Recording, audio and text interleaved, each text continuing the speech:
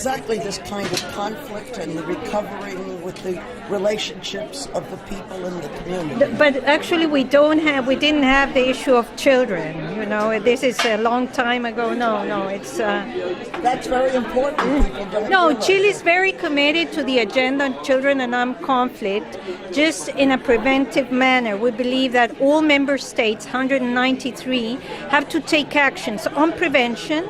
As it was mentioned, on early childhood, it's very important that kids have the education and the means to understand what's going on in the ground and how they can better defend themselves from illegal recruitment. That's one thing. On the other hand, for us it's very important education. We are supporting the Declaration on Safe Schools, the Oslo Declaration, which has a lot of signatories, and we are supporting also the Vancouver Principles, which has to do with the DDRRR of children that have been recruited in armed conflict. This is a set of principles that was signed by Ministers of Defense in November last year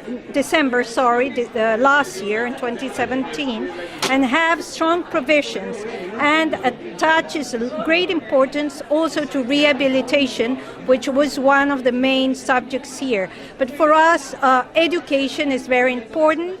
Resolution 2143 from the Security Council needs to be implemented, and that is why we put out every time that we take the floor the issue of education, because it's in the core of prevention and in the core of rehabilitation, reintegration, and also repatriation, because sometimes kids need to go back to the communities, and schools are in the center of the rehabilitation and reintegration. So, thank you. We yes. appreciate that. And if any of our audience would like to continue in getting more information, do you have a website that they can... Well, we have our ministerial website, but we would recommend to get to the website of Children and Armed Conflict, the Office of the Special Representative Virginia Gamba, which is doing the work in the system. They have strong documentation on the matter. They also signal out the main principles of Resolution 1612, which deals with the issue of children and armed conflict. And obviously we have been very supportive of 2143 that was brought forward by Luxembourg when we were in the council, signaling out the fact that the schools should not be targeted and should be defended from any attacks during and after conflict, you know, in the aftermath of conflict also. Do you think forgiveness is important with the Pueblo, where there have been conflicts and where there's bitterness? Do you think it's important that there's forgiveness and understanding in the people? Well, yes, maybe going back to your initial question on when there has been a conflict in a country, reconciliation is of the essence. But obviously in the heart of reconciliation is education, because if people have access to information, children are well educated, then they will make their own minds and they may seek reconciliation. So to reconcile, you need to have understanding of what went on, understanding of the history in all its trajectory, and obviously a will to overcome certain difficulties when you're in the aftermath of conflict. But reconciliation is in the core, and I remember that the last Secretary General was very adamant on this, so it's very important. And I think that next generations are the ones that have a lot to say. So that is why they mention also mediation. The peace treaties that have this element of reconciliation are very important. Thank you so much. We appreciate it. Are we allowed to mention your name? My name is Belen. I'm the political coordinator for the mission of Chile. And your president, I believe, was an ambassador here and high in the UN Secretariat. The president of Chile? No, she was head of UN Women. Yes. Thank you so much. Thank you. Au nom du Luxembourg et de la Suisse, j'ai l'honneur d'introduire cet événement destiné à lancer l'étude de l'Université des Nations Unies, Cradled by Conflict, Child Involvement with Armed Groups in Contemporary Conflict.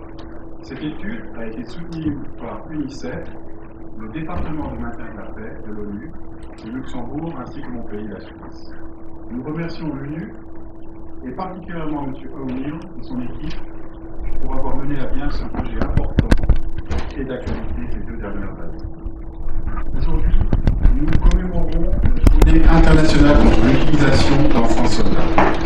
La libération de quelques 65 000 enfants soldats des rangs des forces armées étatiques et des groupes armés depuis 10 ans est un succès.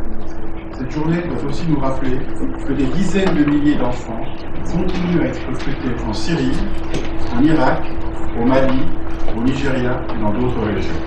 Ces développements sont très préoccupants et une réponse adéquate doit être mise en œuvre. Chers collègues, cette étude analyse les trajectoires d'enfants tout au long de leur engagement auprès des groupes armés, quelle que soit l'idéologie extrémiste ou sociale. Ceci inclut les groupes listés comme terroristes par le Conseil de sécurité. Sur cette base, l'étude s'interroge quant à l'approche de la communauté internationale adoptée pour prévenir et répondre au recrutement des enfants par les groupes armés dans les conflits contemporains. Contrairement à l'avis dominant, les résultats démontreront que la nature de ces conflits et les motivations des groupes n'ont rien d'exceptionnel par rapport au passé. Les facteurs de recrutement sont multiples et ne sont pas nécessairement liés à l'idéologie des groupes armés. Par conséquent, la Suisse est ravie qu'un dialogue à des fins humanitaires avec toutes les parties au conflit doit rester possible. Enfin, la Suisse n'est pas ravie, est de l'avis. Un tel dialogue permet d'assurer le respect des normes du droit international humanitaire dans une perspective préventive et pour mieux protéger les enfants. Dans le cadre de l'étude, 3 contextes géographiques ont été analysés.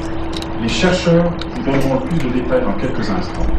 Avant cela, je souhaite présenter les 3 raisons pour lesquelles la Suisse considère que cette étude a une importance politique et opérationnelle importante. Premièrement, elle permet de baser les décisions politiques et les programmes de prévention et de démobilisation sur des faits clairs et solides. Deuxièmement, elle nous permet de nous engager davantage et d'assurer un meilleur impact sur le terrain afin de mieux protéger les enfants de la violence.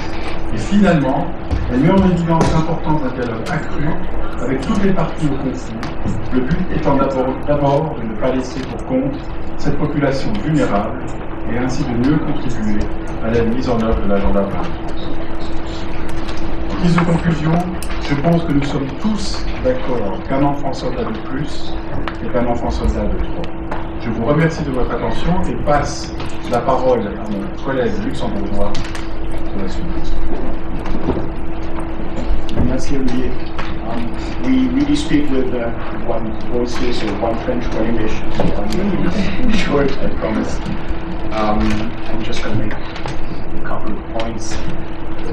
First, I'd just like to restate that Luxembourg supports to the agenda in children in our conflict, and in particular to the campaign Children Like Soldiers, launched by SIG and UNICEF back in 2014, when we were actually members of the Security Council, is long-standing.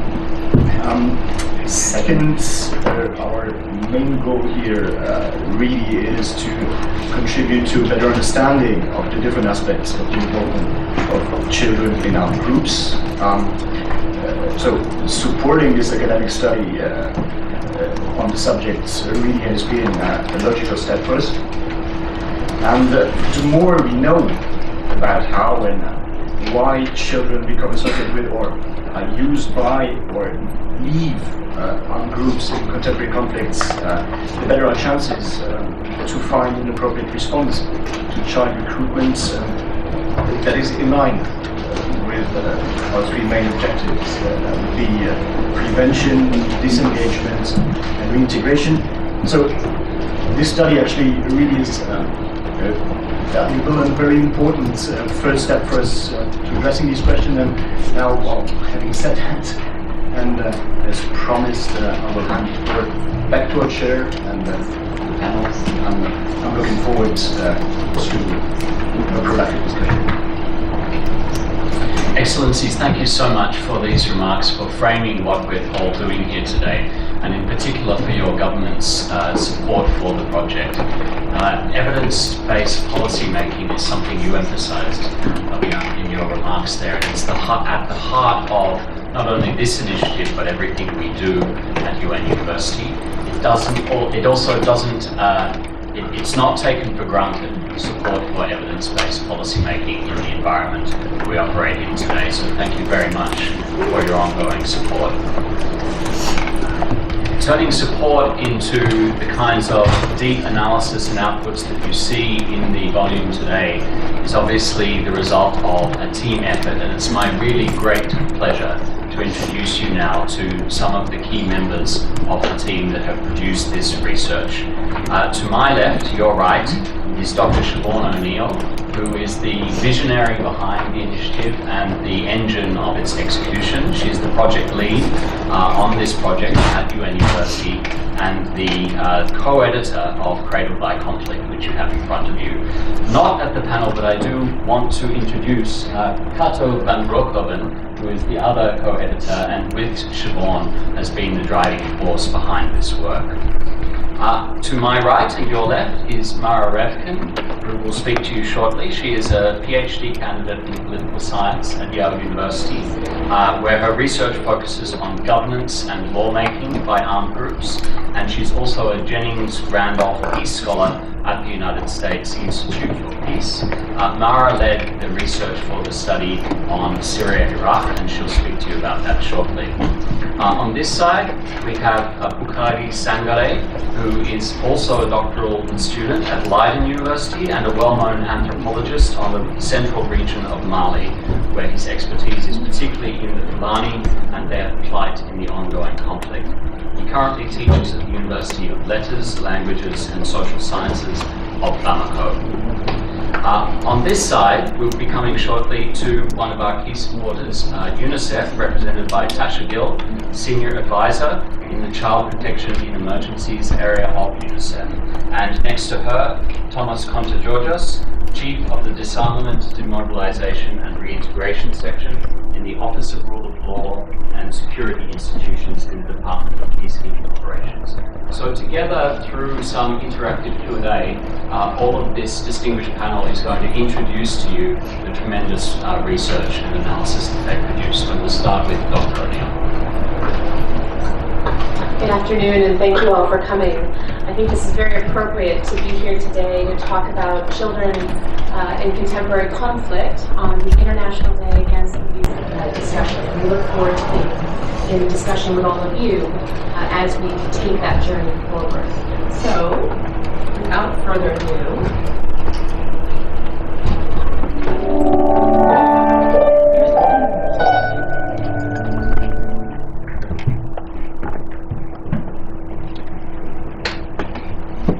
chaos in Paris Friday night as terrorists storm public spaces, detonate bombs, and open fire.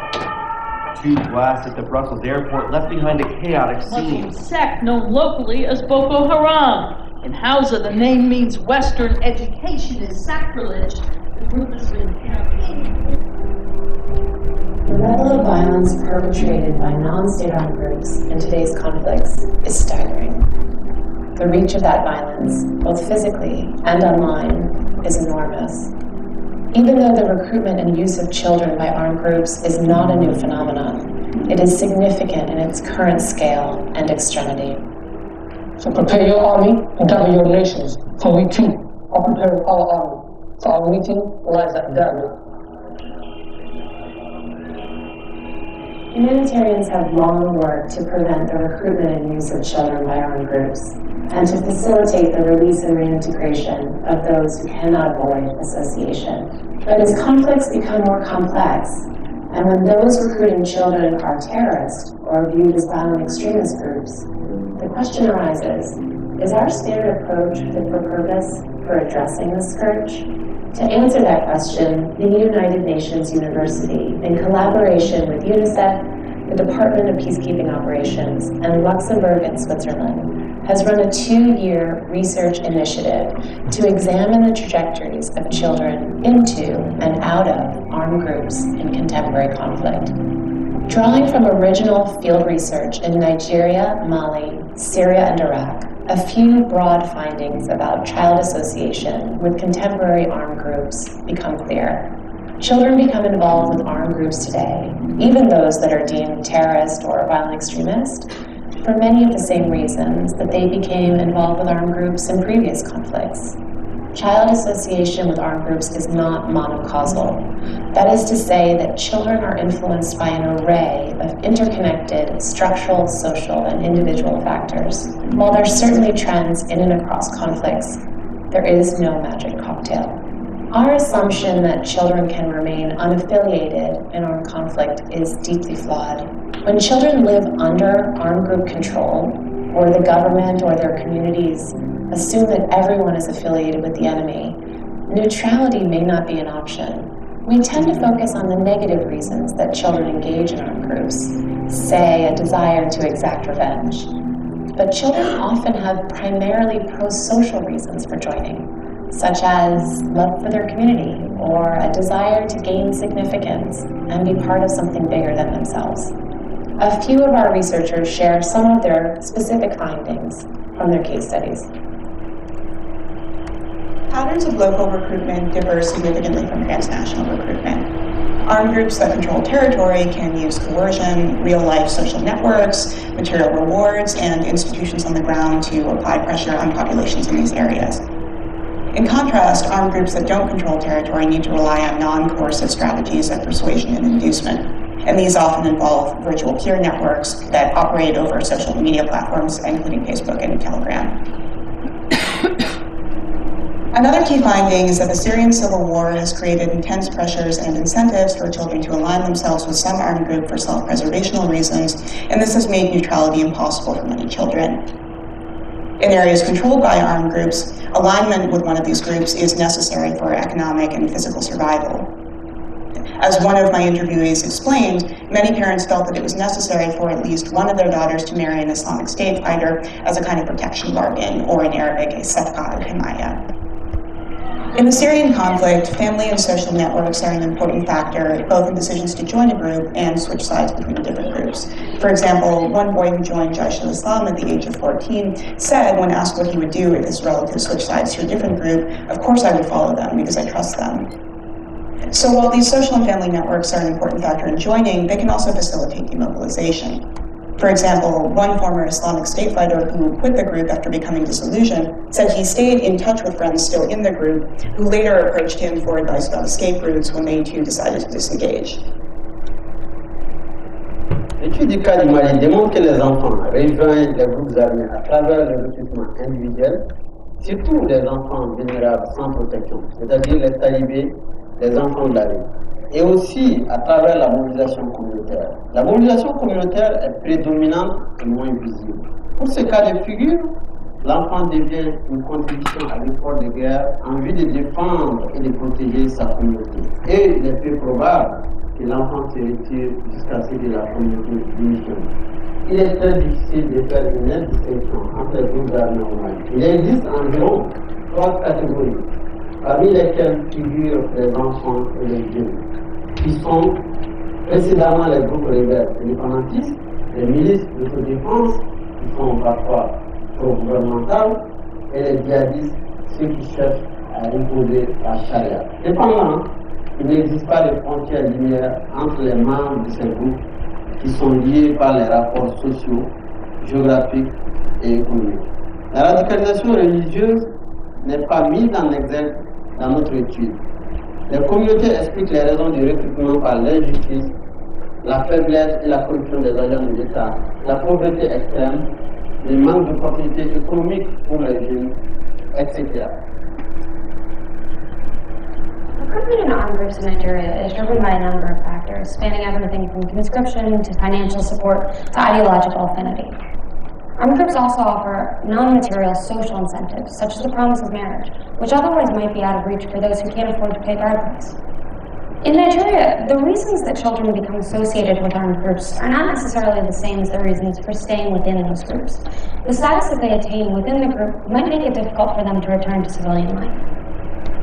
Those displaced by Boko Haram's violence often express fear about the future and a desire for justice, and often revenge. Nevertheless, some respondents expressed a willingness to accept former members back into the community if they had been rehabilitated. The goal of this initiative is ultimately to help child protection practitioners on the ground so they can improve the design and implementation of programs to prevent and respond to child recruitment by armed groups. As we begin to work with the practitioner community to distill these research findings into practical, actionable programmatic guidance, it is important to remember that even when the guns of war go silent, the challenges and stressors children face do not necessarily end. This is something that Kaba Williams, a former child soldier from Sierra Leone, knows all too well. He recently interviewed other former child soldiers, a decade and a half after they had been demobilized. My name is Kaba Williams. When I was 7 years old, I was captured by the RUF and forced to fight in a war that I did not understand. I managed to escape after 6 months, only to be captured and forced to fight by the Sierra Leone armed forces. After almost 3 years, UNICEF facilitated my release. I am now a spokesperson for young victims of conflict or the former child soldiers from Sierra Leone in order for me to see how are they doing with their lives after 15 years when the war ended. The child soldiers I spoke to had a difficult road to recovery. They may seem resilient not because it is in their nature, but by necessity to survive. No one is happy where they are now. They want to take the next step, but they face obstacles. They lack the network and mentors to help them overcome these challenges and find their way in society. In light of the dynamics of child recruitment in today's conflicts, how should the international community respond? The insights of Kaba and the former child soldiers of Sierra Leone seem prescient as we strategize about how to help the children of Syria, Mali, and Nigeria.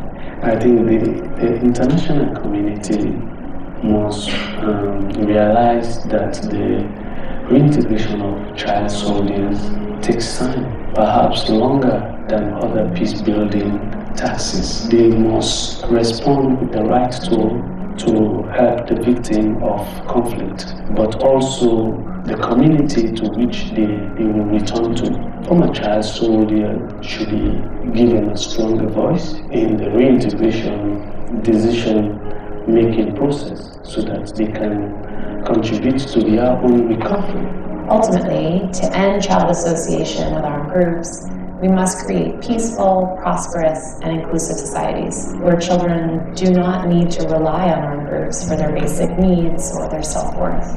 As we turn our attention to translating these research findings into concrete guidance for practitioners, it is important to reflect on the experiences of people like Kaba to ensure that we create long-term, flexible, and inclusive programming to support war-affected children and youth.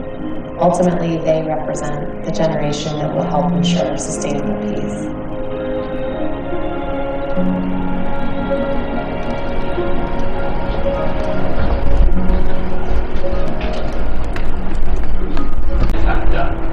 Were there gender-specific dimensions in recruitment and use of children by armed groups that emerged in your respective case studies? Mara, maybe we'll start with you with a brief answer and then come to me. Thanks. It's a very important question. In the cases of Syria and Iraq, we found that girls and boys tend to have systematically different experiences with armed groups, but in some cases their roles do overlap. So, for example, groups such as the Islamic State that are concerned not only with warfare but also aspire to long-term governance of civilians often pressure women and girls living in territory controlled by the group to marry its members, both in order to promote social integration with the local population and to promote population growth. Additionally, we find that parents in these areas may encourage their daughters to marry into armed groups as a kind of protection bargain, as was mentioned in the video. We also see that both boys and girls may be exposed to various forms of sexual exploitation by armed groups, sometimes as a result of official organizational policies, for example, the Islamic State's systematic enslavement of Yazidi girls and women. And although most armed groups do limit the role of girls to marriage or supporting work, such as cooking or cleaning, some groups also use girls in combat roles, notably the Kurdish YPG. And in that case, we find that the YPG's ideology, which promotes gender equality, is an important driver of recruitment. So to sum up, yes, gender is a very important determinant of experiences with armed groups, but some experiences are shared by girls as well as boys. Thank you. Thank you, Mara. Bukhari, was that a similar set of conclusions you reached in relation to Mali? Je vous remercie beaucoup pour cette question. Je trouve que la question est très pertinente. Mais je pense que le cas du Mali est un peu spécifique parce que quand vous prenez les conflits maliens de façon générale, c'est vrai que les femmes ne sont pas tout de suite visibles dans les conflits. Et je pense que les différentes études qui ont été faites sur le conflit malien, l'aspect genre n'est pas très mis en exergue. D'abord, je rappelle qu'il y avait eu en 2013 une étude de ONU Femmes, le bureau qui a essayé vraiment de travailler sur la question. Et je rappelle ici que pour notre étude des cas, vous avez des cas spécifiques. Parce que quand vous prenez les zones dans lesquelles nous avons fait notre recherche, c'est des zones affectées par la crise. Il y a le nord du Mali et le centre du Mali. Pour ceux qui ont travaillé sur le Mali, qui connaissent bien le Mali, savent que c'est des cas spécifiques. Maintenant, pour les cas du nord Mali, je rappelle que le conflit a d'abord été déclenché par un mouvement rebelle indépendantiste qui est constitué des Touaregs. Et eux, chez les Touaregs, les femmes jouent un rôle important, même si c'est pas vraiment, même si le rôle n'est pas visible. Pour ceux qui connaissent le Mali, par exemple, s'il y a des manifestations contre le retour de l'État, par exemple, je prends juste l'exemple de Kidal. Si vous prenez le cas de Kidal, généralement vous trouverez que c'est les femmes qui manifestent contre le retour de l'État et généralement aussi les manifestations qui sont faites contre la communauté internationale, que ce soit ici Balkan ou même l'aménagement. Le plus souvent, c'est les femmes qui sortent et qui battent les pavés. Donc, je rappelle ici qu'il y a un proverbe touareg qui dit que la femme est le pantalon de l'homme. Donc, et aussi un autre proverbe qui dit que la nuit porte conseil, pour vous dire que même quand on ne voit pas les femmes tout de suite de façon visible, elles jouent un rôle très important dans la société et le plus souvent c'est elles qui décident aussi si leurs enfants doivent rejoindre les mouvements ou si leurs maris doivent rejoindre les mouvements. Maintenant, pour les cas des autres zones, alors on n'a pas, il y a seulement un cas spécifique où on a pu retrouver des jeunes filles qui ont rejoint les mouvements. Et là, c'était aussi une milice d'autodéfense qui s'appelle le Gandakoy. Et on avait même fait des entretiens avec ces jeunes femmes qui ont moins de 18 ans, qui ont rejoint, et pour savoir aussi qu'est-ce que ça leur fait en tant que femme dans une société malienne où vraiment la femme, normalement, elle ne doit pas porter l'uniforme, où elle ne doit pas être vue avec les hommes. Qu'est-ce que ça leur fait? Donc, quel est leur sentiment d'être dans ces mouvements-là? Donc, elles nous disent qu'elles sont vraiment fières d'être dans les mouvements et en même temps, elles sont vues de façon différente dans la société.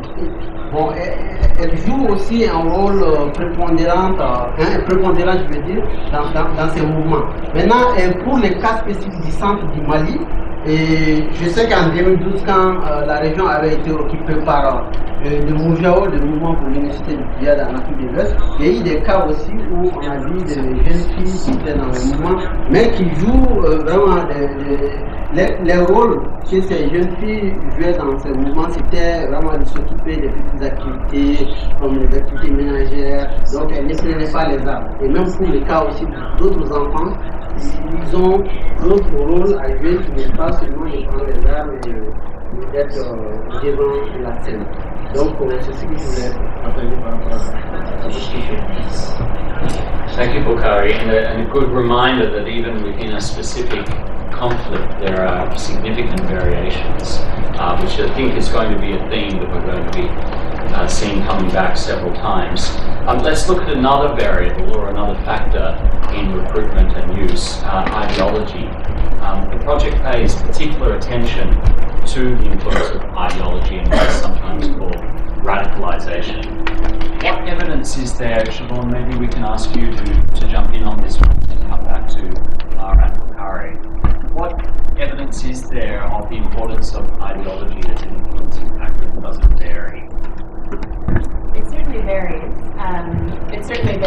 for individuals. But I think there's a couple things broadly that we can say. One, I think it gets an outside level of importance from outside conflicts. And when you actually talk to children who become involved, if ideology is even a component of their decision making, it's usually one of several factors that influence their association.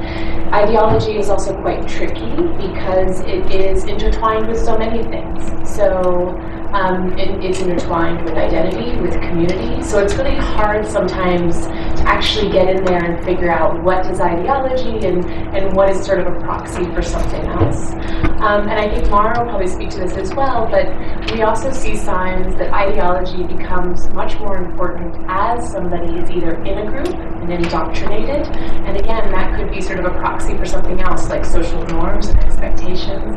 And post facto, after someone has been involved potentially in violence. So humans are quite aversive to violence, and so you have to go through quite a process to justify and engage in it.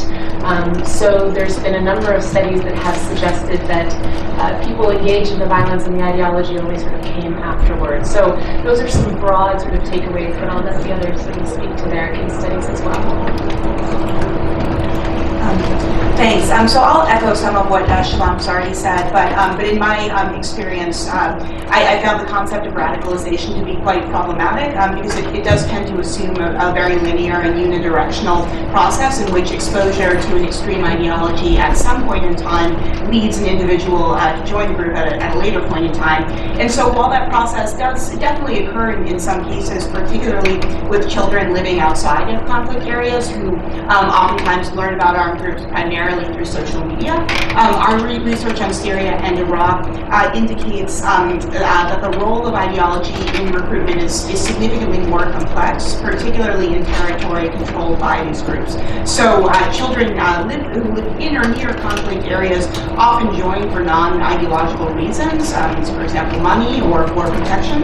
But over time, they learn to reframe their motivations in terms of ideology, whether that's the result of constant exposure to the group's propaganda or the peer effects of living among true believers. So in many cases, as Siobhan suggested, ideology then becomes a post hoc rationalization for joining rather than the proximate cause. And so one example of this, I interviewed one Syrian boy who joined Jabhat al-Nusra, and he said that during his time in training with the group, he learned an entirely new vocabulary to describe things that he was already doing and believing in. So what he used to just call resistance or fighting, he learned to describe as jihad. So we see in these cases ideology being as a frame that's being superimposed on things that children may already be doing or believe in.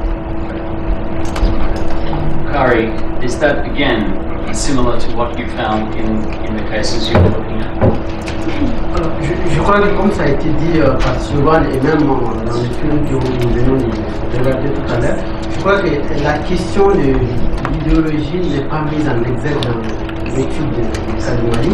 Mais si vous prenez les conflits au centre du Mali, là, la question idéologique est très importante.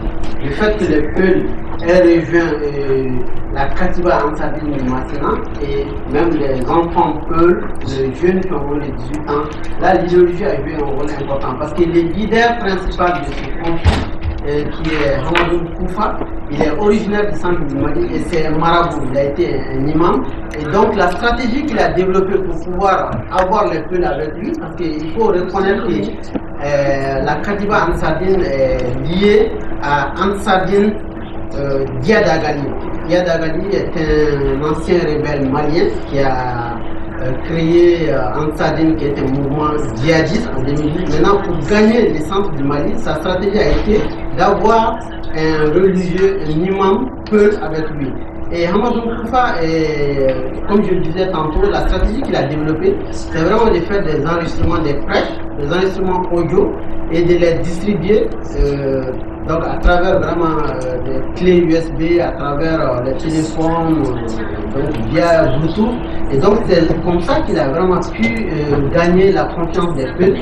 Et là on peut dire que donc l'engagement des peuples au centre du Mali, ça se fait de façon idéologique parce qu'il explique que le Mali a été dirigé par des mécréants et que maintenant il faut retourner à l'état, à un état islamique, comme ça a été au XVIIe siècle sous l'empire du Massina avec Sekou Amadou qui appliquait la charia, c'était un état islamique peu. Donc il essaie vraiment de connaître là et ça gagne le terrain. Donc, et aussi, on a vu que ceux qui se sont engagés avec le mouvement, ces mouvements djihadistes, même en 2012, les premières personnes qui ont rejoint le mouvement, généralement c'était des gens qui étaient liés, on va dire, qui étaient des hommes religieux d'une grande légitimité. Ça peut être des imams, ça peut être des maîtres coraniques, ou ça peut être des élèves coraniques. Donc, pour les cas de Mali, vraiment, c'est ce qu'on a vu d'abord. Et après, ils ont aussi essayé de recruter d'autres types d'enfants. Mais le plus souvent, les premiers recrutements, je veux dire, les premiers recrutements, c'est les gens qui ont quitté dans les écoles coraniques, donc c'est les maîtres coraniques qui ont d'abord rejoint. Et après, comme ils ont une grande légitimité dans la société, ils ont la confiance des populations, et aussi ils ont essayé de recruter les autres communautés. One of the things that emerges in each of your answers there is the complexity of disentangling some of these variables. For example, the way that ideology interacts with community and peer and social networks. And there's a long history, of course, in the study of terrorism and of what's sometimes called violent extremism, of identifying peer and social networks as important parts into these groups. Mara, I wonder if I could ask you, did you find anything useful about the role that peer or social networks might play, not only in helping us understand the path in, but the path out of these groups? And does that vary again by context or by online, offline context? What did you find? So in Syria and Iraq, we found that decisions to engage with armed groups are rarely made in a vacuum, but are generally influenced very heavily by pre-existing social and family networks. We find that groups of friends often join together, or a child will join and then encourage friends to follow his example.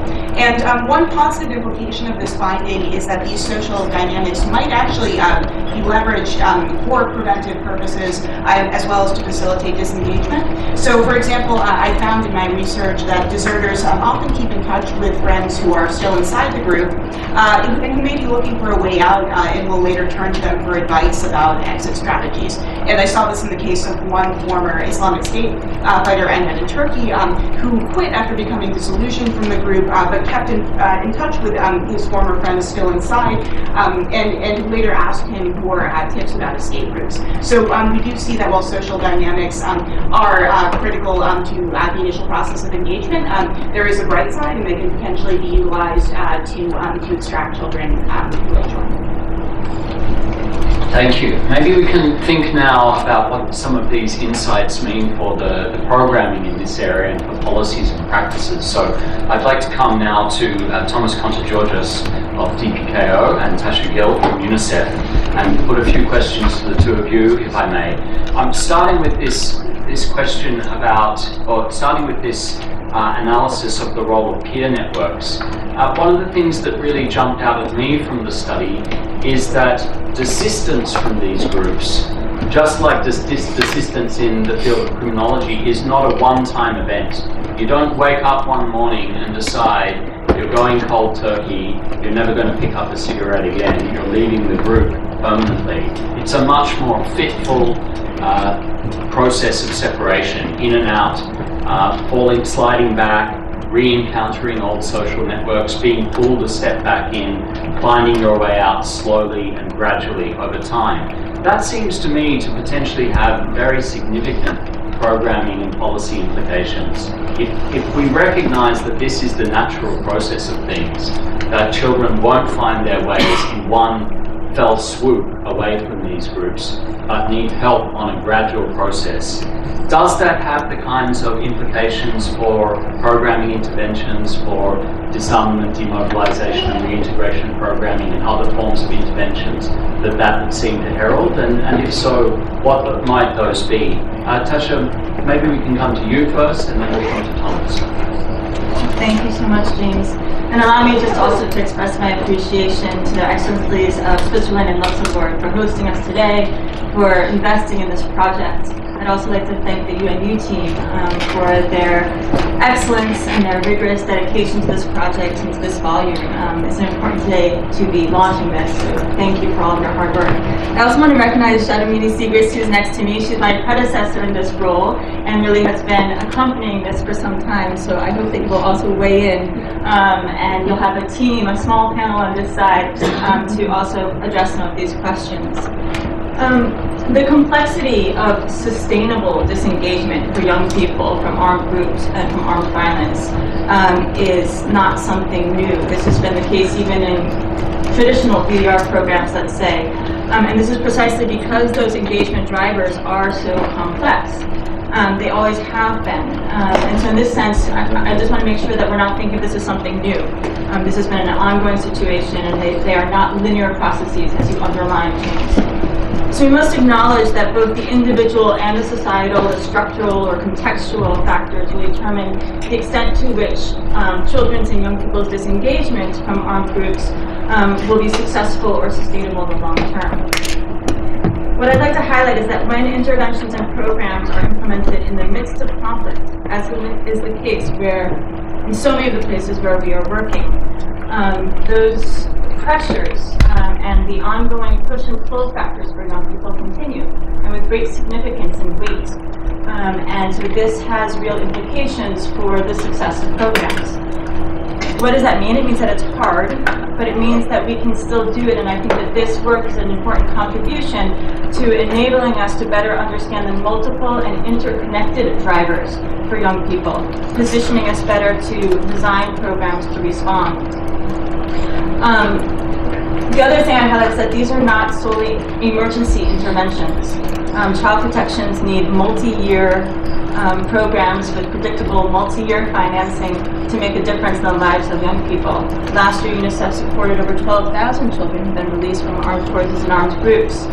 But what we have learned from DDR programs over the years, over the decades, is that vocational skills training and informal educational opportunities are not enough alone. They are important, but they are not sufficient alone.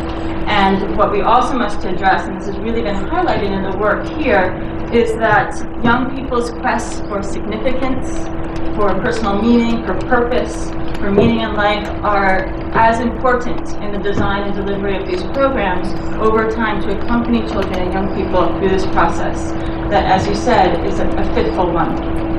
So we must go much deeper into the reasons why young people are pushed and pulled into these groups, and also especially I would highlight the psychosocial aspect of the design of these programs. And again, this research I think will be critical to shaping those programs in the future. Thank you. Echoing the representative of UNICEF on behalf of DPKO, I would like to thank the two governments of Switzerland and Luxembourg for their kind contribution, and of course the entire team of University for driving this process forward, and of course James, who have been there playing a very important role at times, keeping us on track with the timelines. I think it's important to mention that before looking at tailoring programs and interventions, it's important to look at the policy level what can be done and what should be done.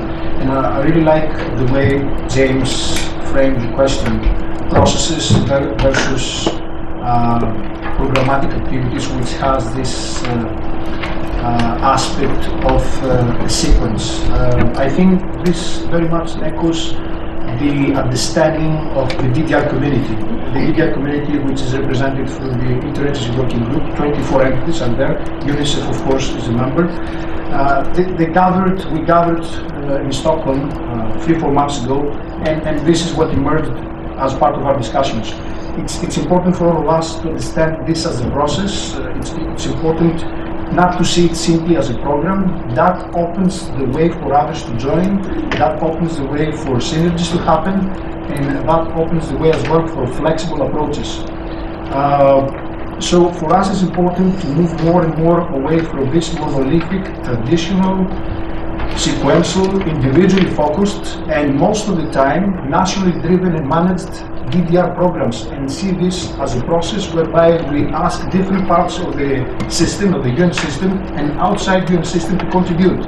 Mediation is a very important element of the DDR process. Before 10 or 15 years, this was not even put on the table, that we need mediation in order to come to an understanding between the armed groups and the state, or even individual groups sometimes, in order to reach an agreement. Political settlements, it's an important aspect as well of the DDR program. Programmatic activities, they need to actually take the mandate sort of from the political settlement, otherwise they're doomed to fail. And flexible versus sequence programming. Allow me here to open parentheses. When it comes to understanding the content, it's important also to come back to the author, to the one that gives us the mandate to operate in many of these contexts, and that's the Security Council. I think one important element is to work together and understand what support and what guidance the member states can give in solving some of the root causes in some of the contexts. I'll take as an example natural resources in the context of DRCs. With the support from UNICEF, a few years back, we have reached numbers that are unthinkable. I mean, 3,000 children on an annual basis. So it seems that in that context, one driver is natural resources. And then we see natural resources coming in, coming out in the Security Council resolution. So if the practitioners in the field understand this as a major driver, then we need to address it. And we need to address the international agreement, because what we do, is just giving a medicine to the patient that doesn't really make any use to the patient. Stigmatization, I fully agree. It's a huge issue. I mean, a person that comes out of these groups, it's a huge issue. I remember in some contexts, private companies, because we try to partner with private companies, in order to find a way to follow the educational training. One of the things they ask us to do is to hide the identity of this youth. But this is something that creates problems in the programming, and this is something that creates problems later on in the life of this scenario. Another important element, when it comes to programmatic activities, we have to differentiate between leaders and foot soldiers. And most of the time, the foot soldier is there for different reasons than the leader. And this comes back to my last point, motivation versus justification. What drives an individual into these groups is different from what keeps the individual into these groups. And that's important when it comes to offering opportunities to children and youth to disengage from these groups. Thank you. Thank you, Thomas. I want to pick up on that last point, actually, to ask you and Tasha a question in parallel, each of you, because it's interesting that you mentioned the medical or public health analogy. Part of what we're trying to do here is deliver a system that can have highly tailored, individualized solutions, medicine, as you analogized it, but also work at scale. Dealing with large numbers of beneficiaries in very different contexts, that's really a fundamentally challenging programming problem. So the question for you, Tasha, is about the individualization and how we scale that up. How do we do that? We're going to have highly tailored solutions. How do we actually have a system that, in a cost-effective, frankly, way, can scale that up? And one specific point for you, Thomas, where does community fit into that answer? One of the very interesting things emerging out of Bukari's work in Mali in particular is that community mobilization is a key pathway for children in that particular context into and potentially out of armed groups. can we work with communities to solve some of those scale questions, or is that also, frankly, an it depends answer? So Tasha, easiest question of the day, over to you. Thank you. Well, I think you answered the question. The public health model, just like the education model, are key to this. Those are the systems through which significant investments were able to respond to meeting people's needs.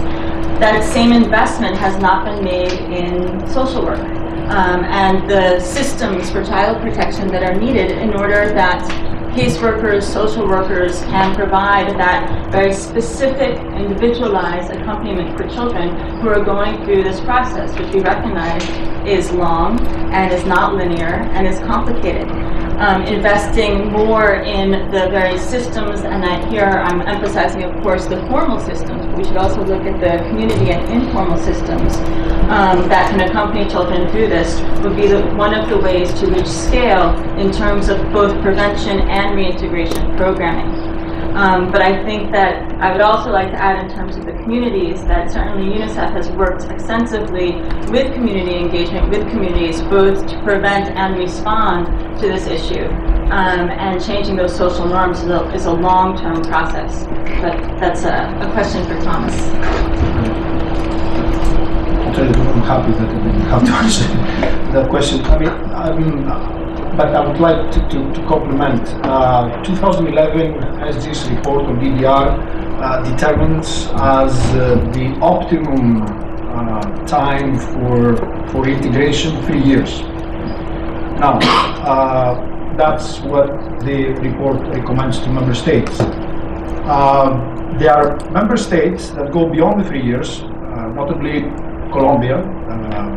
They have the political will, they have the capacity, they have the resources. They follow up with individuals up to 7 years, and they provide to them tailored options. That's, I would say, unthinkable for some of the contexts that we partner, especially in Africa. So that's an issue for the donor and for the international community, because the mechanics when it comes to disarmament and immunization is there, that we need to take it a step further. One recommendation from our side for that, bearing in mind the economic environment and bearing in mind the resources we have at our disposal, is monitoring and evaluation. That's something that I have very close to my heart. I think that it's important that strong MNE are embedded in our programming. It's important for the practitioners in the field and for us here at HQ to understand the context through strong MNE frameworks and come back and readapt. Another important element is the profile of our people on the ground, personnel, and I'll speak, of course, for the DDR. The time that we implemented DDR programs with personnel that had military background, it's very much behind us. We need anthropologists, we need social workers, we need people that really understand the context, and we need to work with locals and not internationals, because they're the ones that really know what happened before, and I'm sure that they're the ones that they can give answers, and certainly also inform options when it comes to long-term sustainable integration aspects. Coming to Mali, last year, during the first semester, I went to Mali with a colleague. We visited one of the cantonment sites. The cantonment site is part of the peace process, 8 agreed between the armed groups and the government. The place called Tin Fatimata, it's outside Menaka. Je suis sûr que vous êtes déjà en courant de tout ça. So we landed with a helicopter, with a big helicopter. The community was really overwhelming. We even had lunch at the elders, the village leader place. But my colleague, the one that is responsible for that area, told me that the first time our helicopter landed, they were not allowed even to come outside of the helicopter. They were only allowed in the perimeter. of the helicopter. They had to work really with the community in order to break ice. They had really to understand what the community wants, and they had to actually bring this into the programming. And that what the community wanted at the time was to build a relationship with UN. So based on this relationship, they were able to create the cantonment site, which is actually one of the cornerstones when it comes to the food process in Mali, and they were able as well to introduce community violence reduction programming in that area, which resulted in occupying temporarily, because I mean, DDR from the DPKO perspective is not there to support with long-term developmental activities. So community violence reduction was really something that enabled the community, the colleagues on the ground to break through with the community and make a difference, not only to what concerns the peace process, but also to what concerns understanding the dynamics and what drives the people to come into the communities. I know that I'm running out of time. I need to make one very important comment. The auto-defense groups, for me, it's a very important aspect that we need to look at carefully, because the more the conflict protracts, the more we see auto-defense groups. I mean, let's take the example of north and south of Kivu. 4 years ago, we had counted from our side 40 armed groups. 2 years ago, 69. Last year, 120 and more. The communities, in the absence of the state, I mean, the state is not there to provide for that. It's the state that needs to provide for security. They need to protect themselves. So this is the only way to respond to this vacuum. I'll stop here. Some other point, but probably later on. Thank you, James. Thank you, Thomas. I think that last point is really crucial, and in a way comes back to the very title of the work today. That the longer the conflict is allowed to fester, the more it becomes the structure through which all social meaning is frankly filtered and arranged. And for children, that means that they are literally being cradled by conflict. That the whole experience is being filtered and organized through conflict, which is truly a terrifying thought. We are going to open up bravely for questions and answers from this magnificent audience. I will collect several questions and then come back to the panel.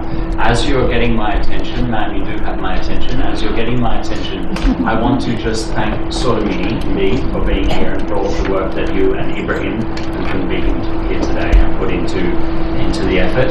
And also acknowledge Diego Ibarra, a photographer who is with us and whose wonderful work is featured at several points in the volume and will be using in other ways around the project. Diego, thank you so much for your generosity in allowing us to use your touching images to really understand the significance of everything that Siobhan and her colleagues have tried to wrestle with in text. So, ma'am, you have the floor. Please introduce yourself. Please do ask a question, not just make a speech. And then if anybody else would like to come, I have sort of meeting and we'll come to one or two others. Please. Thank you. I'm the political coordinator of the permanent mission of Chile, and we commend, this research work and, the main sponsors and this event. I would like to ask Bukhari in relation to education. They had very well tackled the fact of children out of schools. Regarding the drivers, we believe that not only, the natural resources should be a consistent in the resolutions of the Security Council, but also the fact that education is being targeted. There have been some involvements on this, and we would like to ask Bukhari, qu'est-ce que vous pensez des enfants qui n'ont pas la possibilité d'apprendre des écoles, et qu'est-ce que vous avez recherché de la situation dans le terrain avec les enfants qui ne peuvent pas attendre les écoles? Est-ce que l'État est aidé dans cette situation, ou c'est la communauté là qui doit répondre par seulement? Merci. Thank you very much. So we will put that in a minute to Bukhari, but actually invite anybody from the panel who wants to share thoughts on the central role of education and the challenges it faces also to respond.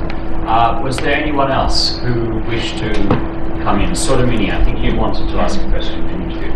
Yes, in fact, I had just a quick comment and then an associated question. And first, I want to acknowledge the incredible achievement of having brought this work to conclusion, and I know it's part of a longer process, but having been part of the initial phase and knowing very well the obstacles that you have overcome, I just really wanted to express that congratulations.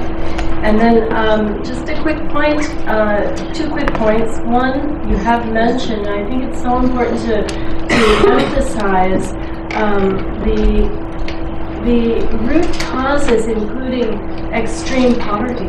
And I know we've discussed this before, and structural violence that is associated with that, identity that is associated with that, exclusion, discrimination, and these root causes that are imposed upon the community and family and children.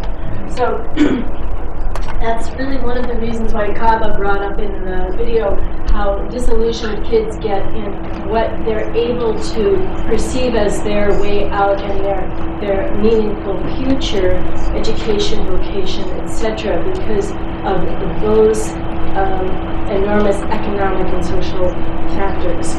So that's point one. The second point I wanted to just bring up and pose a question for the panel, because I know it's such a pertinent one, which is you've emphasized so much of the similarities of the current challenges with recruitment, both in the prevention and response.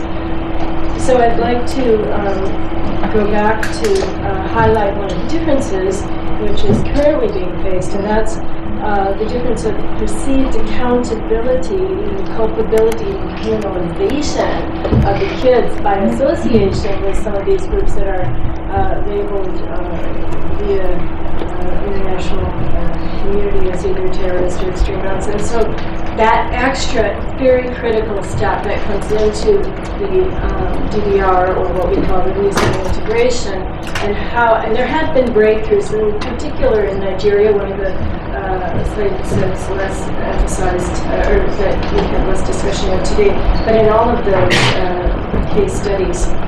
I'll stop there. Yeah, thank you. I think there was one hand over here, sir. Please introduce yourself. Thank you. Andrew Rees from UNOPS. Noting that the SG also just released a Sustaining Peace report on Friday, and there was somewhat of an absence of much of the topic of discussions today.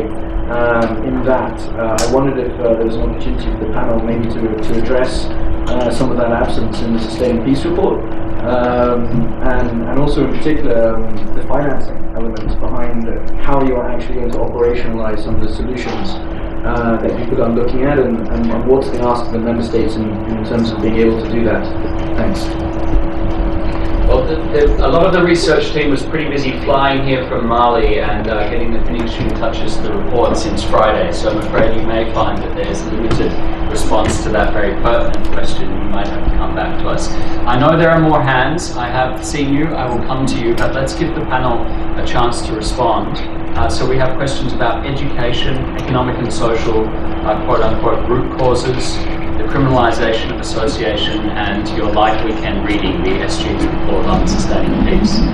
So Bukhari, we'll start with you on the education question, and then I think we'll simply come down the line. Please try to keep it to under a minute, if you can, and many thanks to our diligent translators who've been keeping up with our rapid-fire interventions. This is a passionate topic, so please, let's try and all slow down a little bit if we can. Ok, merci beaucoup pour votre question, c'est très pertinent. Alors, dans le rapport, on a beaucoup parlé de l'éducation, de la fermeture des écoles, parce que spécifiquement au centre du Mali, quand le mouvement armé, surtout djihadiste, ont occupé cette région, ils ont commencé à fermer les écoles. Parce que pour eux, et vraiment on a essayé de décrire ça, au centre du Mali, il y avait d'abord une résistance face à l'école, parce que pour les communautés, et là aussi, je me réfère un peu à l'histoire de l'occupation du Mali par le colonisateur. Il y a eu une résistance farouche contre l'occupation du Mali, parce que pour les Maliens, je veux parler de ces communautés nomades, Peuls et même Touaregs. Et les colonisateurs avaient d'abord utilisé comme stratégie les écoles, les missionnaires, pour essayer d'acculturer les communautés, de changer leur culture et leur civilisation et de les faire accepter. Donc il y a eu une résistance parce qu'à l'époque il y avait aussi, j'ai rappelé tout à l'heure, l'empire Peul du Massina, où on avait une charia qui était appliquée, où l'islam était prédominant. Pour ceux qui connaissent très bien l'histoire du Mali, l'islam est prédominant. Donc l'occupation coloniale a été vue, ou même ces écoles-là jusqu'à présent sont perçues comme une sorte d'occupation par la culture occidentale. Donc ce qui fait que l'éducation classique française, il y a une résistance farouche contre cette éducation-là, en tout cas dans les milieux nomades. Et je vous rappelle juste une petite histoire qui me concerne. Moi, par exemple, dans ma famille, nous sommes au nombre de 7 personnes, mais j'ai été le premier et j'ai eu des frères qui n'ont pas été à l'école. J'ai été le premier qui est parti à l'école parce que mon papa, il était marabout. Et donc, pour lui, envoyer son enfant à l'école était très mal perçu, puisque quand vous envoyez votre enfant à l'école, on considère qu'il est perdu et vous ne pouvez plus le contrôler parce qu'il va devenir l'enfant occidental, etc., etc.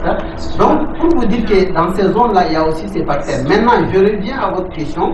Quand ces zones ont été occupées, la première des choses qu'ils ont fait, c'est de fermer les écoles.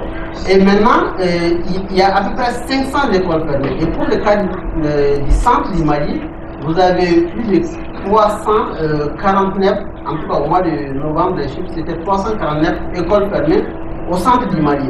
Maintenant, il y a des actions qui sont en train d'être faites.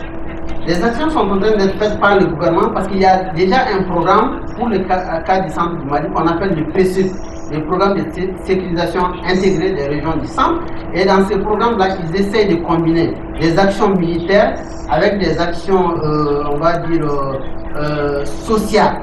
Donc, les militaires interviennent pour avoir le contrôle de la zone, parce que si la zone n'est pas contrôlée par l'État, donc c'est évident qu'il n'y aura pas d'école, puisque ces mouvements djihadistes, je vais aussi rappeler que nous avons plusieurs types de mouvements comme je l'ai décrit.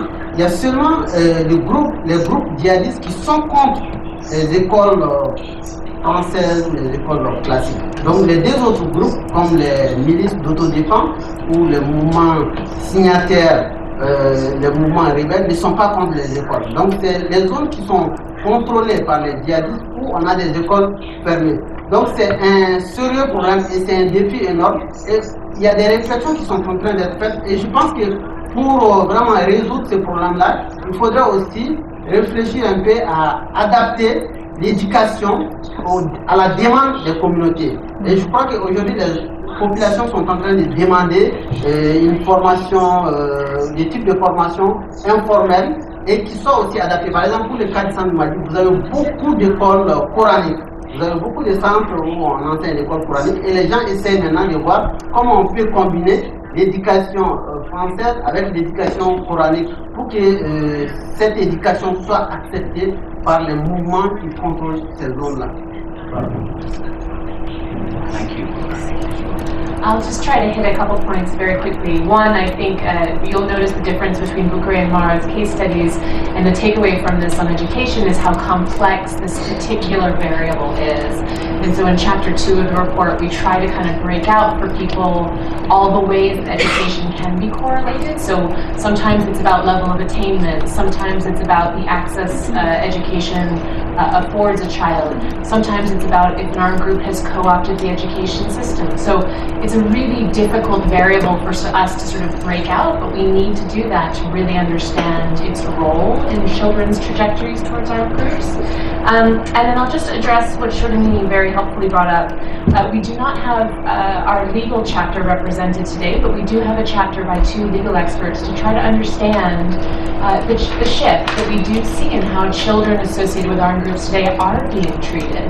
The narrative around that association, how that shifted and what that means, particularly with issues like children becoming detained or their association being criminalized. So I think that's so important, and that is addressed in the chapter. And it is part of a broader, I think, response, something that we acknowledge that certain types of armed groups inspire a very strong reaction, and that plays back into understanding why additional children become involved. So if that response can be more heavy-handed or more militarized than it maybe would be in other contexts, you might see a different sort of driver. And the last thing I'll just mention, to go back to education, is that Diego is here, and his photos are in our volume, and they're from a series called Hijacked Education that was featured in the New York Times. You may have seen it. But I also would be remiss if I didn't mention Angela Popplewell, who's here, from an NGO called 100 Cameras. This is an NGO that puts cameras into the hands of war-affected children to let them tell their stories with no filter. And we acted as though they were just like the adult photojournalists that we contract with. And so we paid the organization for their licensing in our volume to bring you these children's perspective. And when you see Diego's images in the book, they're extremely dark, and they remind you how education is under assault in so many communities.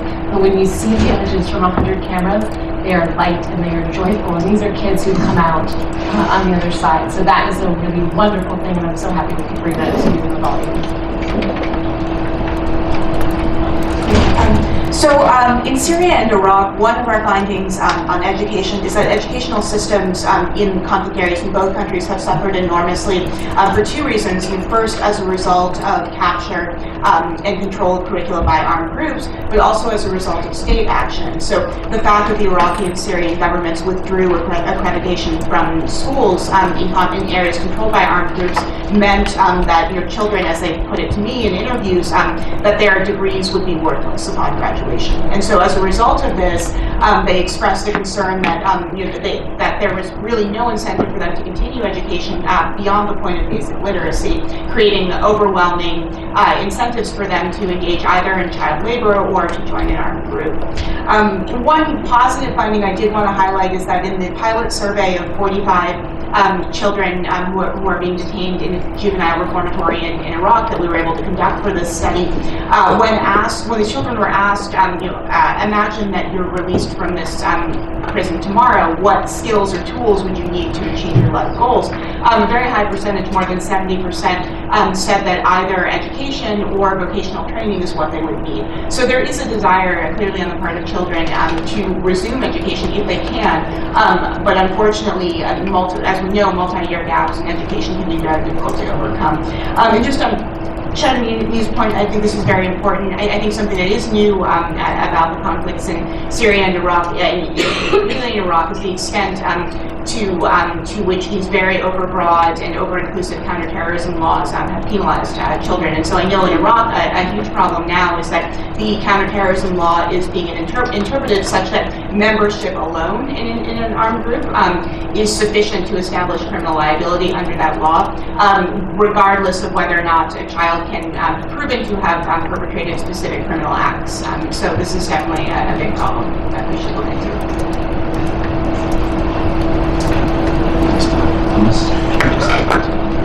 Yeah, I will. Education.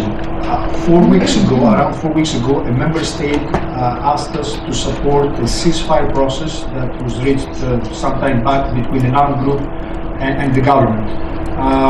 We got on the ground with a colleague. We visited a number of stakeholders, many of them from state institutions.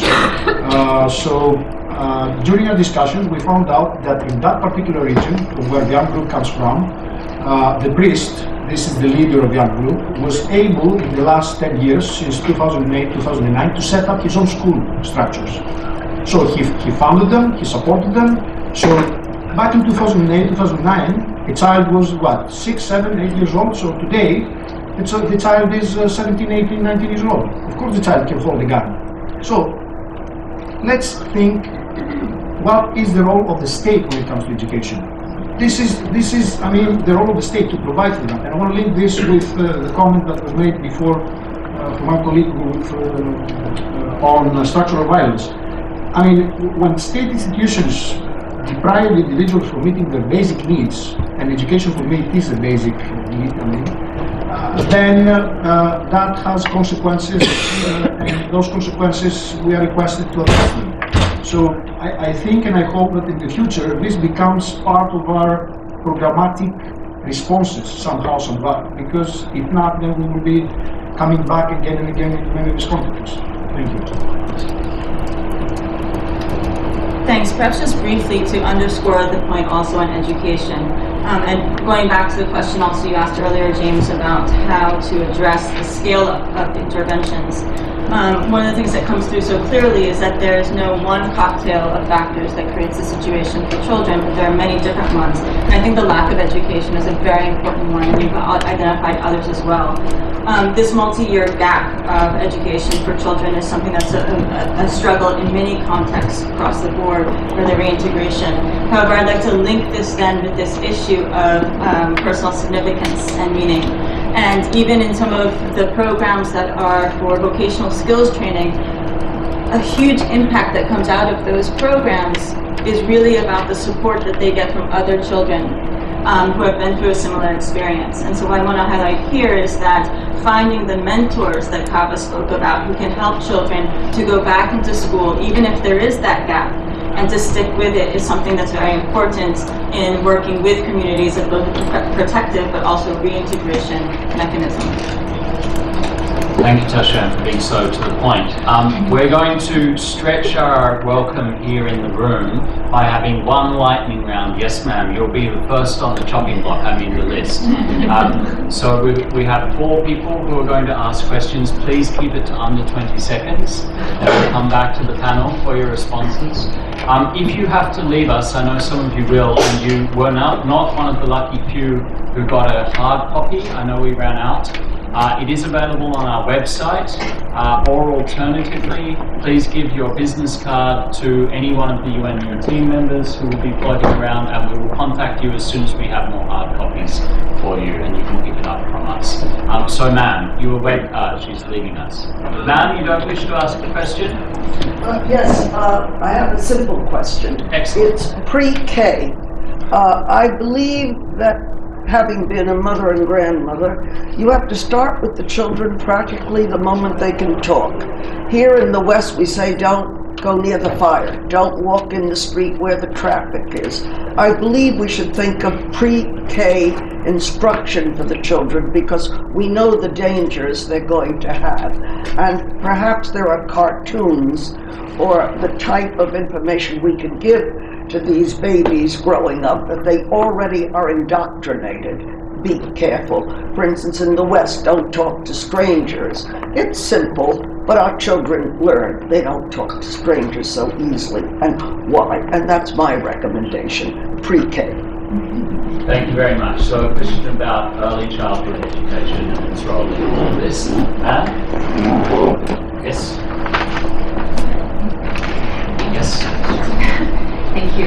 Just wanted to say a tremendous thanks to UNU University as well as UNICEF for organizing this. And on behalf of colleagues who are paying back in Washington not to be here today to hear the conversation, just thank you. It's extremely exciting to see this learning come together. As many of you are aware, the care and protection of children internationally is long-standing and significant foreign policy priority for the United States, particularly in conflict contexts. But underpinning our engagement in this area has really been the recognition of being able to match our passion for the issue with evidence-based approaches to address it. So I was really pleased to hear the earlier interventions from Swiss and from Luxembourg that really talked about the connection there. And I think with that in mind, it'd be great if you could just touch briefly on how you intend to start unpacking the learning into some of that practical guidance. But with large numbers of children, some 19,000 currently being used by armed groups in South Sudan, release is now happening everywhere. If there are 2 or 3 things that we should be pressing practitioners to take on board now from the learning, but also as policymakers and donors as well, to not lose time. Thank you. Thank you. Hi, good afternoon. My name is Annelies Verstegen. I'm from the Belgian Mission. Thank you very much for this really interesting event and a wonderful study funded by Switzerland and Luxembourg. My question would be the following. Have there been any concrete recommendations, I'm sure there are, coming out of the study for improving the way the UN functions. For example, there was reference to Security Council mandates, natural resources coming in and out of as a driver on a DRC topic, but also on the basis of the year report on children on conflict, one of the most challenging issues for the SRG on children on conflict is to work with non-state armed groups, what the study is exactly about. So what would be your concrete operational recommendations for action plans, Security Council mandates, or the work of the working group of the Security Council? And if I also may, a 5-second publicity for a conference you're organizing on the 21st of February on children on conflict on the occasion of the 18th anniversary of the Optional Protocol on children on conflict of the Convention on Rights of the Child, together with UNICEF, Child Soldiers International, and the missions of Belgium, Canada, France, Sierra Leone, and Colombia. And we will have one panel dedicated to violent extremism. Thank you. Thank you, and you've been very patient there, last but not least. Thank you very much, and I will try to keep this to 20 seconds. So thank you to UN University for your incredible work, and to the researchers, and of course to Switzerland and Luxembourg. My question is about social media, which has become such a hot topic nowadays, and there's a lot of questions about what really the role is of social media in recruitment, but really in terms of next steps and disengagement and programmatic recommendations. I'd be interested to hear from Mara and Kari about where do we go from here, and is there a role for social media in that disengagement process? Thank you. Well, I think we could be here another couple of hours if we do all of those excellent questions justice. So warning that we won't be able to do them justice in the very brief time we have. We have questions about early childhood education, recommendations for donors, the Security Council, the UN, South Sudan, social media disengagement, and I think I missed a couple. My suggestion would be that we start with Siobhan, because Siobhan probably will have the most comprehensive coverage, and then perhaps we can come to Bukhari and Mara on the social media question in particular, and Tasha and Thomas jump in after that on whatever you want to. So I'll just focus on sort of how we translate these findings into practical guidance. And the volume kind of sets us up with a couple potential very specific takeaways and then some broad principles. In many ways, this very much reinforces what UNICEF and DPKO and others working in this community have long done, or try to do in ideal circumstances, which you never work in. So that's always made more difficult. But in many ways, this reinforces a lot of what the community already knows. I'll just give you a couple, I think, general principles that are guiding us and tell you a little bit about our process. So the first thing is obviously evidence-based programming, and sometimes there is no evidence base, but that means you need to create it. Collaborative. So this is not us, as the research community showing up and then just handing a finalized copy of guidance. This is a very collaborative process. We fly to Oman next week to engage practitioners working at all levels to try to understand, how does this translate? What does this mean for you? How does this map onto your realities, or does it not? And to really understand their needs and how this could be useful. Another, I think, guiding principle is ask kids. So we don't just ask them about their problems when they walk in the door and that's the last time they talk to them. They should be part of the design, they should be part of the implementation, they should be part of the M&E. We treat them like beneficiaries and recipients, and they should be our partners. So that's a huge takeaway from us. And I will quote Ibrahim Sesse from UNICEF, who's not here, but he has given us this wonderful line, which is no more one-size-fits-none programming. And so I think that makes a lot of sense for us, especially because from the outside, when there's this focus particularly on ideology, but sometimes other factors, there's this need to suddenly ramp up and scale up these programs, and in reality, they rarely speak to what the local community or what individuals need, or they only speak to a very small part of it. And so we've got to get better under these very difficult circumstances of trying to address these problems holistically in the whole range of needs and risks and resilient factors that kids come to the door with. So those are some of our guiding principles, and we're going to do this in collaboration with the practitioner community. But that's our next step. So as we leave this room today, that's where we're going, and we'd love to continue this as a conversation with all of you and to hear from you and your ideas on this process. Thanks, Siobhan. Bukhari, do you want to jump in? Yeah, just briefly. Juste pour dire qu'il est tout à fait clair que les médias sociaux jouent un rôle très important dans le développement et la transformation des conflits, surtout pour les cas spécifiques du Mali. Personnellement, j'ai eu à travailler sur cette question quand je faisais mon premier master. J'ai eu à travailler sur le conflit malien et les médias sociaux, comment les médias sont utilisés par les différents groupes armés, et comment les groupes armés, quelles sont les stratégies qu'ils développent pour pouvoir avoir les gens, pour que les gens puissent rejoindre leurs mouvements, les types d'images qu'ils font circuler. Donc vraiment c'est tout à fait clair pour le cas du Mali que les médias sociaux jouent un rôle très important. Et aussi les gens sont connectés. Vous allez voir des bergers, eux, qui sont en plein bout dans les campagnes et qui ont leur téléphone, qui sont sur Facebook, qui ont des images sur le conflit.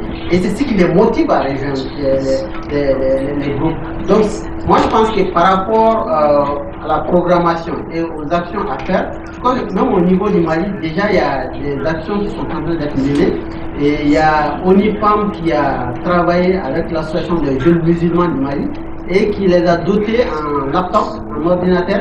Et ils vont sur les réseaux sociaux, ils regardent les types de messages qui sont délivrés par les extrémistes. Et eux aussi, ils développent des réponses adaptées en se référant au Coran, en se référant au verset coranique pour dire ce que vous dites, c'est pas vrai. Et ils apportent vraiment des réponses qui sont appropriées pour essayer aussi de convaincre les gens en disant que bon, ces gens-là, ils sont en train de vous mentir, ils sont en train de vous endoctriner. Et donc, voici la vérité. Et je pense que sur le terrain aussi, bon, là, c'est pas les médias sociaux, mais c'est un autre type de médias. Et il y a aussi des ONG qui travaillent maintenant avec des hommes religieux, des imams et des maîtres coraniques, pour essayer de développer des types de discours qui sont pacifistes et qui contredisent les discours extrémistes utilisés par les djihadistes sur le terrain. Et là, ça se passe, la diffusion se fait au niveau des radios communautaires. Et là aussi, je pense que c'est un travail qui doit être fait par même la communauté internationale et les ONG qui sont sur le terrain pour contrecarrer un peu les discours extrémistes qui est développé par les mouvements djihadistes ou les leaders djihadistes sur le terrain. Donc développer des discours beaucoup plus pacifistes et en se référant au verset coranique pour démontrer que ce que ces gens-là sont en train de dire, c'est pas tout à fait vrai, il n'y a pas de fondement religieux derrière tout ça. Voilà. Merci. Sure. So just on social media, this is a variable where we do see very important differences between the experiences of local children who are recruited inside conflict areas and foreign children who are recruited from outside of these areas. So with the latter, they are primarily learning about armed groups through social media, whereas in conflict areas, children are much more likely to learn about these groups through real-life social networks and through their own lived experiences. So, I do think there is potential for programming interventions here. I know in Jordan there's an NGO that is doing work with cartoons and other audiovisual media. I think it's very important that any interventions be articulated by locals and be locally generated in order to be perceived as credible and legitimate. I think that the U.S. State Department's Twitter feed is unlikely to be perceived as a credible source of information in these regions. So that would just be my cautionary note, because I think there's a lot of potential there if these interventions are locally inspired and generated. Thomas, you pointed out, Thomas, that my role and key role in this project was timekeeping. I'm afraid we're being given the boot from the room, so I'll give you 15-20 seconds. Same to you, Tasha, and Excellencies, if you'd like to say anything, we'll have to wrap up. Quick comment to our colleague from USA. We are particularly happy about this work because what the University together with us presented to you today is going to inform a part of the revision of the integrated DDR standards. This is managed by the Interagency Working Group. As I mentioned before, 24 entities are involved in this revision. Of course, UNICEF. UNICEF has the leading role, but concerns the modules relating to youth and children. Quick answer also to social media. It is an opportunity for armed groups, but at the same time, it's an opportunity also for us. I mean, we can use social media and we can use new technologies, and I believe as we're moving forward with new ideas when it comes to programming, this has to be in the core of what we do. Tailored messaging when it comes to leaders and foot soldiers should be part of this new way of how we use social media. Thanks very much. I'd add my thanks to the U.S. government, the Office of Foreign Disaster Assistance in particular, for the support on a number of different programs pushing this forward and using evidence-based approaches. Perhaps three things in terms of possible points to put forward to practitioners and to inform policy. First, in terms of access, and that's something that we didn't get into very much, but certainly comes out in the research in terms of access to these children and their communities, and how do we engage. And we are looking at ways to take innovative, creative approaches to reaching adolescents to whom we don't have direct access. So what kind of virtual spaces can be created, and this might link to the earlier question about social media, in order to be present with adolescents. The second one is this long-term accompaniment. So I made the point earlier, I need to reinforce it, it's a long-term process. So working with partners to find a way to do that long-term, given the different funding structures and partnership structures that governments have. And the third one is, again, in working together and co-creating. It's a complex policy environment. This was highlighted in the panel. And so working together in order to formulate programs that can address the needs of children, even in complex policy environments, is a very important way to co-create and respond to these needs. Thank you. And thanks again. Thank you, Tasha. Just to close up, I'm going to give the floor super briefly back to their Excellencies, the Deputy Permanent Representatives of Switzerland. Thank you very much. Thank you very much to the panelists. You don't know how important it is to hear these testimonies, for us to come back to reality. Even if things sound normal, I think we also have a certain dynamic with which we have to deal here in New York, and I think it's important that. I like that last sentence you mentioned, stop giving us one size fits none. Yeah, I like that. Thank you. All right, thank you so much. We're going to close today. Thank you all for attending. Also to those watching on the webcast, we greatly appreciate it. We look forward to continuing to engage with you. As we mentioned, this is not the end of this project. It is the first major milestone. There will be more operational and programmatic guidance coming down the pipe. Please keep in contact with us, and we look forward to seeing you again. Thank you very much.